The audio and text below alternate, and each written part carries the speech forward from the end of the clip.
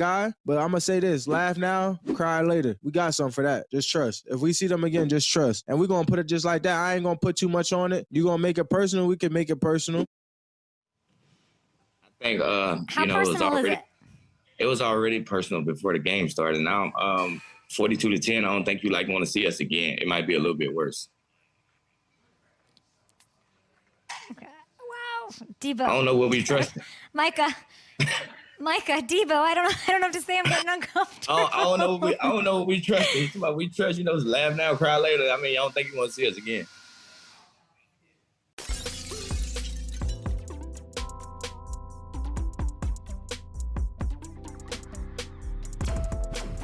Yo, what's going on, Cowboys fans? It's your boy Foots here. Now, I want to make myself very clear. Micah, I love you. I think that you are what this team needs. You're going to get paid. You're going to get your money. But I want you to understand one thing. These teams, like these great teams, these teams that have that buy-in from their coaching staff, from their organization, those teams that are really together, the players on that team, they don't care about you. I don't have an agenda. Nobody tells me what to talk about. So I'm going to talk about what's up here. Micah, play football and stop the buddy stuff. You the best in the league, and you going to get to being the best in the league on your own.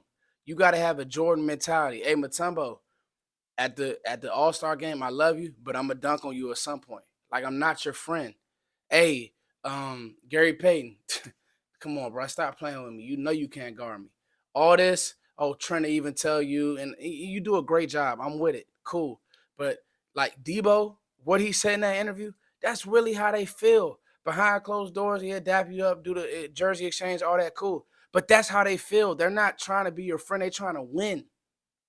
I want you to carry that mentality, Micah. Love you, but we got to stop with this stuff. Now, the meat and potatoes of the video, I got 3 things. I'm not going to be long, guys, but I got 3 things that the Cowboys have to do. And it's not really the Cowboys, it's the offense. I don't think that this defense has the issues that people think. Matter of fact, before Leighton Van Der Esch got hurt, and this is a big loss now because Damone Clark, I don't know, like I've been kind of consistent that Damone, I'm waiting to see more of a jump.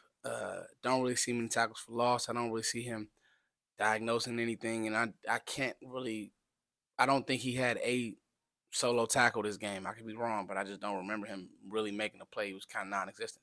So now you've lost Damone Clark. That's a different issue, and I'm pretty sure what they'll end up doing is putting Micah off ball and just blitzing him on rush downs, and so that'll be that.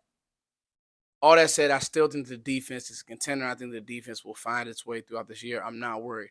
But Mike McCarthy and Dak Prescott have to figure this out. It's gotten so bad, and it's starting to get to the point to where, like, people who have defended Dak for a long time are starting to really see, like, the writings on the wall because now the interceptions are back up, okay? Historically, I mean, basically, like, they're up in the sense of, like, I think he's already thrown – he threw 3 in the Niners game. And then so he's 5 touchdowns, 4 interceptions. So the offense has played not to turn the ball over. And in the one game you just fell off a bridge, and now that number looks bad. But now the problem is you're not the passing yards aren't even high. Like you're throwing for 150 a game and 200 and 200. So like now that's starting to look kind of weird. And the truth of the matter is there's 3 reasons why. This just we have to figure this out. Number 1, Mike McCarthy has to press the middle of the field. I can tell you without even watching film. I know you guys like, and there's people on YouTube who do a great job with these think pieces and film. Just me watching the naked eye. It's 3rd and 5. You're throwing below the sticks. There's times where even that pass to Gallup, first of all, was on the edge. Again, not attacking the middle of the field. But then number 2, it wasn't even really like a chance. And that was early on in the game. Then you're throwing the ball to Schoonmaker. And this will bring me to my next point. You're throwing the ball to Schoonmaker, which, like, that's not even what he primarily did at Michigan.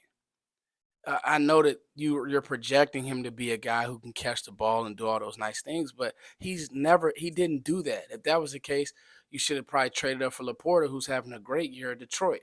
And I know that Laporta was on their radar, but hell, go get him if that's what you want to use him for. And it's looking like this is what the offense is turning into. It's turning into, which I did actually watch the film. It's turning into Brandon Cooks and and Gallup are becoming hero guys, what I call hero guys. You run your route as hard as you can and you try to clear out the flats. Eventually, Brandon Cooks, I don't know about Gallup because he's been in Dallas for a long time. I'm telling you now, eventually Brandon Cooks is going to start saying something. The same way that CD wasn't happy, Brandon Cooks has had 1,000 yards for a long time. He's a very capable receiver. Film shows you that. Eventually, he's going to get upset. So, number one, Mike, you have to start calling plays and using the whole field. The same way that you use Kevontae Turpin on that little corner vibe, start using the whole field. Start pressing the deep intermediate part of the field and then in the middle of the field. If they're giving you those man looks, have something that could beat that. Okay? Number two, and this is more importantly, I'm not going to move off of this all year. CeeDee Lamb has to have his own playbook. He has to have his own page in the playbook. What do I mean? Man beaters. Where's CeeDee Lamb's play? Where's his vibe? Okay, there's a man beater for CeeDee Lamb. I want to go here right now. I got to get him involved.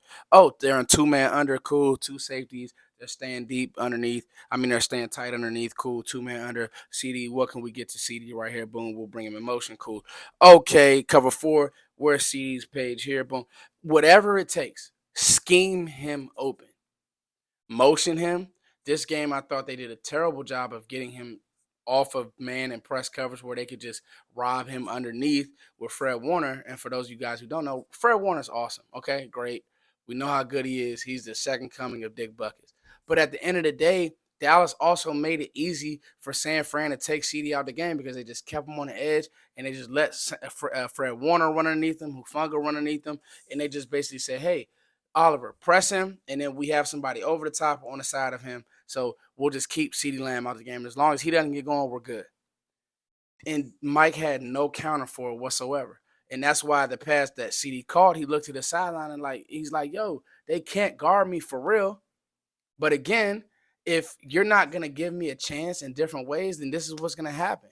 So he is your best player on offense right now. I know you guys love Tony Pollard, but at the end of the day, Tony Pollard, I don't know if he is the physical down in, down back that you needed for a game like that we thought. That's why I was so big on drafting a Tajay Spears.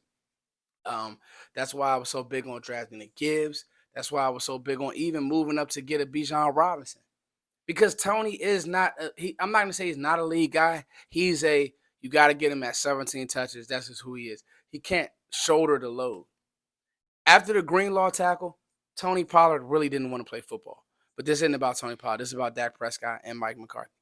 Number 3, and most importantly, and I think this is the main thing, both of them have a hand in this offense. Both of them. Both of them, the whole fan base wanted Kellen gone, right? The whole offseason we heard Dak and Mike have come up with the Texas Coast, the West Coast. It's clear that they're calling play, and I'm going to say this. They are calling the offense not to throw interceptions. And what has it done? It's backfired. It's backfired in every game. Every game, whether the games they've won or lost, the big loss, the big wins, the whole nine. When you play offense like that, when you call an offense like that, it's going to hurt you. It'll hurt you in more games this year if you keep calling it like that. Because now teams are like, wait a minute. They're not pressing us downfield at all.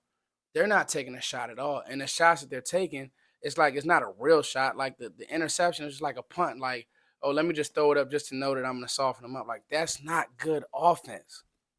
And so, again, number 3, just play free. Like, call plays free. Dak, take a shot here. Middle of the field, you can squeeze that ball. And if you get an interception, so what? Take a shot. What you can't do is on 3rd and 5, throw a 3-yard pass and trot off the field and go put your helmet on and get Gatorade and talk and look at the iPad. Season's going to be over before you know it playing football like that. Like, take shots. Hang in the pocket. Step up in the pocket. Let some plays develop. right now, I watched the film, and the ball's out before these guys are even getting out of their breaks. Like, I know we wanted a timing, fast offense, but this is ridiculous. So those three things are the things that I think the Cowboys can do.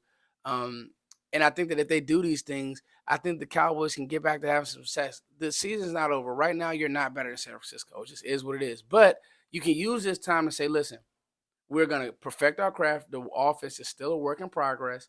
Jerry already said Mike is not giving up the play, so the offense is still a work in progress. But what you do is you can perfect your craft, get better, because teams do get better. You don't want to be playing your best football now, because I've seen Cowboys teams that are playing their best football now, and then at the end of the year, they've completely maxed out. So this is a good thing in that sense.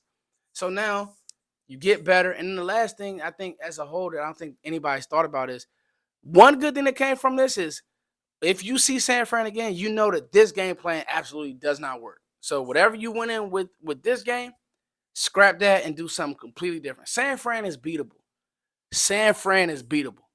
You just got to coach. You got to play good football. Listen, this video was brought to you guys by the Real Insurance Lady. You guys make sure you check them out. They're in all these different states all over the nation. They just added Florida.